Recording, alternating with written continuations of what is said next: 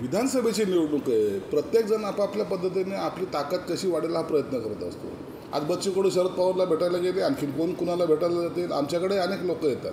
म्हणून आम्ही या विषयावर एवढं गांभीर्याने पाहत नाहीत. ज्यांना आपली विधानसभेत ताकद आजमायची, तो प्रत्येक माणूस तो कोणत्याही पक्षाचा असेल तो आपला प्रयत्न करत असतो. म्हणून त्यात काही गैर नाही. आणि बच्चू कडू तसे अपक्ष म्हणून त्यांचा पक्ष आणि ते अशाच पद्धतीने निवडणूक आजपर्यंत लढत आलेले आहेत. म्हणून ते गेल्याने किंवा भेटल्याने फार काही असं घटना घडतील अशातला काही भाग नाही. बीड दौऱ्यादरम्यान मनसे प्रमुख राज ठाकरे यांना शिवसेना उबाटा गटाच्या वतीने सुपाऱ्या दाखवण्यात आल्या. काय वाटतं?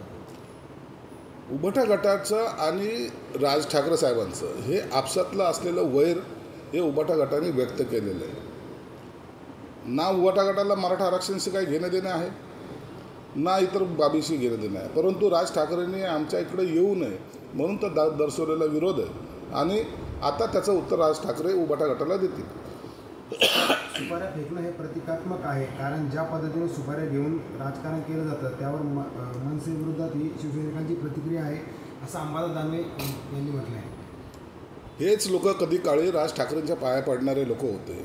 म्हणून आता या घटनेला चोख उत्तर जे आहे ते राज ठाकरे देतील. त्याला त्यांनी आपसामध्ये झालेला त्यांचा तर जो काही बेबना आहे तो त्यांनी निपटावा. आणि मला वाटतं लवकरच आता राज साहेबाच्या ला समोर उद्धव ठाकरेंनी जी भूमिका घेतलेली आहे त्या भूमिकेचा त्याला परिणाम निश्चित भविष्यात भोगावा लागतो. महाराष्ट्रातून प्रकल्प गुजरातला जाण्याचा सिलसिला वारंवार सुरू आहे. महिंद्राचा एक प्रोजेक्ट जो महाराष्ट्रात येणार होता तो पुन्हा एकदा गुजरातकडे गेलेला आहे. असं काही नाही आहे. एखादा प्रोजेक्ट इकडे तिकडे गेल्याने महाराष्ट्राच्या प्रगतीवर कोणताही परिणाम होत नसतो. आता परवाच्या दिवशी इथं उद्योग मंत्री येत आहेत. आता 2000 कोटीचे प्रकल्पाचे आम्ही आता भूमिपूजन करतो.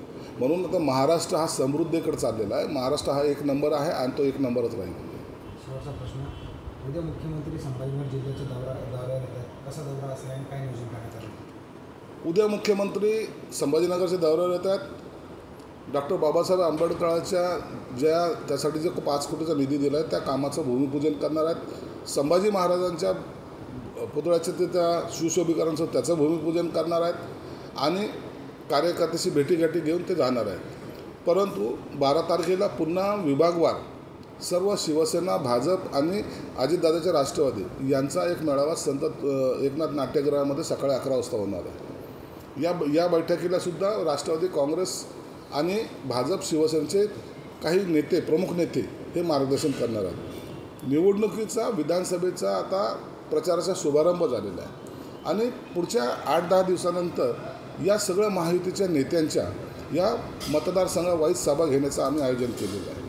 म्हणून मुख्यमंत्री उद्या येऊन जातील. परंतु त्यानंतर गेली 15 दिवसांतर मराठवाडा आणि विदर्भ या ठिकाणी त्यांच्या प्रचंड अशा जाहीर सभा होणार आहेत आणि विधानसभेचा रणशिंग हे फुंकल्या जाणार आहे. नारायण राणे यांनी एक वक्तव्य केलेलं आहे की ज्यावेळेस बाळासाहेब ठाकरे गेले त्यावेळेस शिवसेना पक्ष हा संपलेला होता. कसं बघताय? नारायण राणे त्या काळातले शिवसेनेचे ज्येष्ठ नेते होते. त्यांनी काही वक्तव्य केलं त्याला मी उत्तर देणार नाही.